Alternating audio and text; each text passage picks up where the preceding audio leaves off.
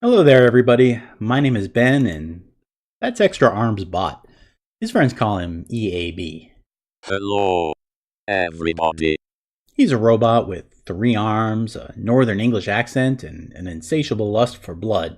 Full statistics. In this video series, the two of us will teach you everything you need to know to play this game with confidence. Whatever your situation, EAB and I are here to give you all the knowledge, skills, and technique to be a consistent winner. We'll make you the one that all your friends complain is unfairly lucky, and it'll just be because you're playing better than they are. This first video will be a basic introduction to the game, and if it seems too simple for you, then feel free to skip forward. We'll be getting into serious tactics very soon though, so don't worry. On the curriculum for today, first we'll show you what the game is and what it looks like to play. We'll look at the basic mechanics of a game, the most important of which is dice and turnovers. Almost every action you take in a game of Blood Bowl is governed by the roll of 6-sided dice. Success or failure lies in the hands of fate. And critically, in your ability to know what risks to take and when. There is a significant random element in a game of Blood Bowl, and the winning coaches are the ones who best manage that randomness. We'll look at a player and explain what his 4 main statistics mean and show you some of the things he can do in a game. Finally, we'll talk a little about different ways to play Blood Bowl. But for now, let's go down to the pitch. In this series, we'll be using Blood Bowl 2, which was released in 2015, developed by Cyanide Studios and published by Focus Home Interactive. It's a popular way to play the game online.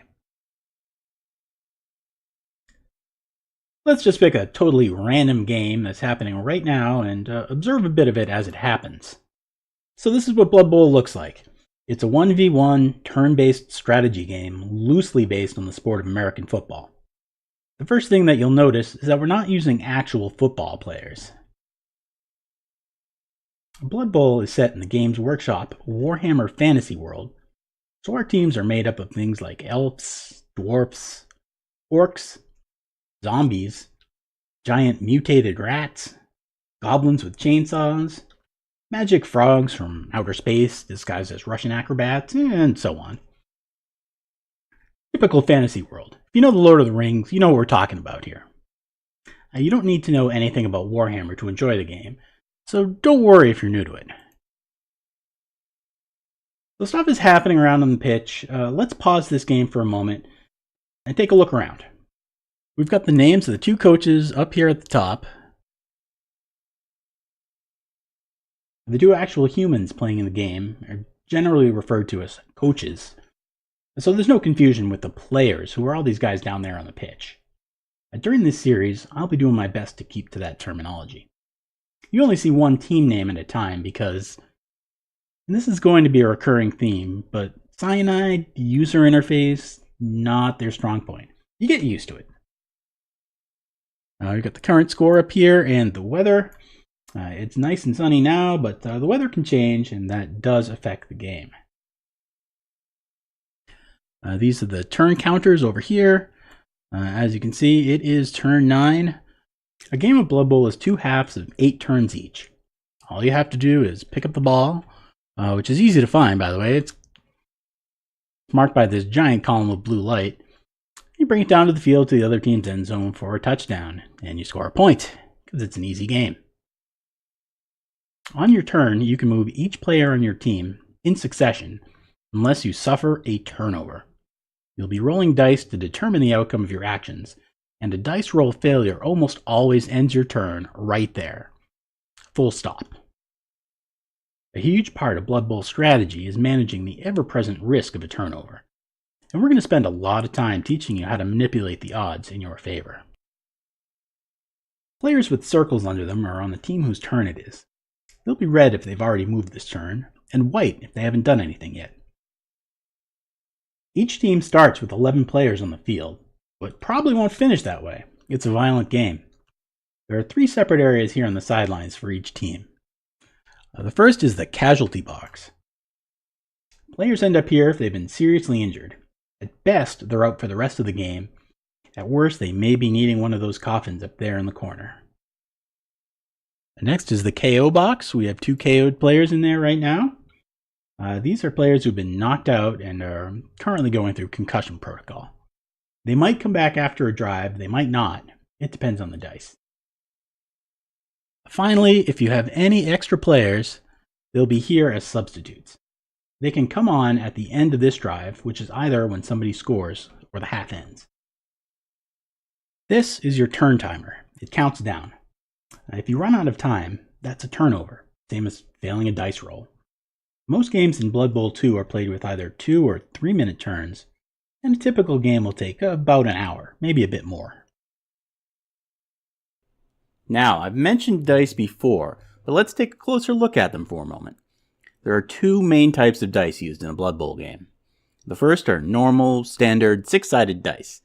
In Blood Bowl slang, rolling a single die that needs to be at least a 2 to succeed is called a 2+. Likewise, more difficult actions are 3+, 4+, 5+, or even 6+. These can also get chained together, as in, I needed a 3+, 2+, 2+ to score. It sounds complicated, but you get used to it quickly, and as you can see, you can set the interface to show you the dice rolls this way. We also use what are called block dice. These are also 6-sided dice, but have funny little symbols on them instead, and they're used when you want to try to knock another player over. I'll show you what they all mean in just a few minutes, but first, let's meet a new friend. This is Bertolf Fleisch. He's a human lineman and is an average player in every way except for his glorious mustache. He's a rookie, level 1, no experience points, which we call star player points, or SPP. If he had any special abilities, there'd be icons for them here. For today, we're just going to look at his 4 basic stats on the left, and the things he can do on the pitch that they correspond to. First up is movement allowance, or MA, or often MV, because that looks like it would be a good abbreviation for movement. 6 is about average. Most players range from 5 to 7. The fastest players in the game have moved 9, and the slowest have moved 2. Movement is simple. It just means that on his turn, Bert can move up to 6 squares in any direction. If he's really desperate to get somewhere, he can try going for it, up to twice. Commonly called a GFI, this means he'll try to move an extra square. He'll have to roll a die though, and if he rolls a 1, he'll fall down and your turn ends. So try not to do this any more than you have to. On the pitch, you can see these squares with little dice icons in them. These are the squares Bertolf will have to GFI to reach. The second stat here is strength, which governs how effectively Bert can punch people. 3 strength is, again, quite normal. 4 is excellent, and 5 is so good that most teams are limited to at most 1 player who starts with strength 5. That also comes with serious drawbacks to counterbalance it.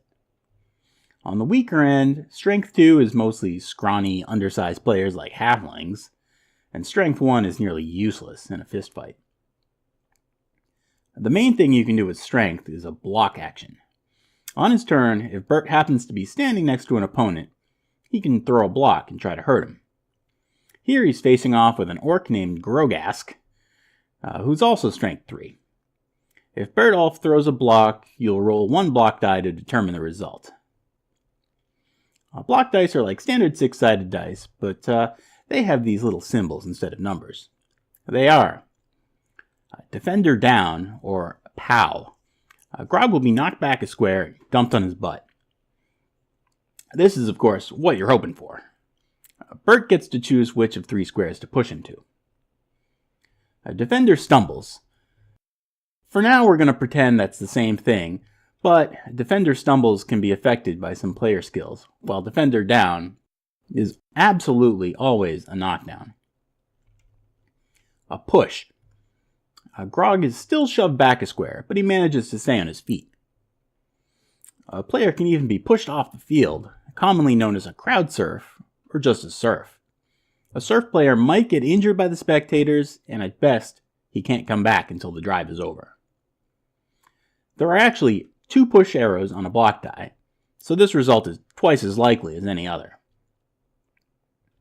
Both down is a skull with a little POW symbol in the corner. Both players fall to the ground in their current squares. Either or both may get hurt, and this is a turnover. Your turn ends. Attacker down, or just a skull. Bert, you done screwed up. The attacker falls over, and it's a turnover. And as you can see, if the defender is knocked out of his square, you'll have the option to follow up by moving into the square he just vacated. Now, our two protagonists were of equal strength in the last example, but that's not always the case. This is Ulgrot Tear Cranium. He's a Black Orc blocker and has 4 strength. Since his strength is higher than Bertolf's, he gets to roll 2 block dice and choose whichever one he prefers. This is awesome! A 1-dice block, or 1D, ends in a turnover on 2 of 6 results. You'll never get far in Blood Bowl relying on those odds. A 2-dice block, or a 2D, only fails if both dice fail. The odds of a turnover drop from 33% to about 11%. You can go a long way towards Blood Bowl improvement simply by making sure you do as many 2D blocks as possible. Now what if Bertolf tries to block Ulgrot? His strength is lower, so it's still a 2-dice block, but Ulgrot gets to choose which result to use. This is called an uphill block, or a red dice block, or sometimes even a half-dice block. It's awful. In future videos, we'll see some situations where this is a good risk to take. Just remember it's risky and not something you want to make a habit out of. If the strength differential is more than double, you get to roll 3 dice. This isn't very common, but it's great when you get the opportunity. There are other ways to manipulate the odds, and the most basic one is assisting. Here, Bertolf has a friend to help him, which effectively adds 1 to his strength for the block. This turns a 1-dice block against Grogask into a 2-dice block. Bert can even get a 2-dice block against Ulgrot, but he'll need 2 assists to bump his strength up to 5. Blocking and assists are so critical and so commonly misunderstood that we're going to do the next video in this series on that alone. Finally, I should mention that one player per turn can do what is called a blitz action.